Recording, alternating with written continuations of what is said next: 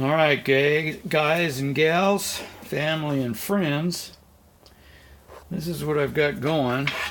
I'm going to tack here, right there, and after I get her tacked up, then I'm going to probably put it in my vise and tack this piece.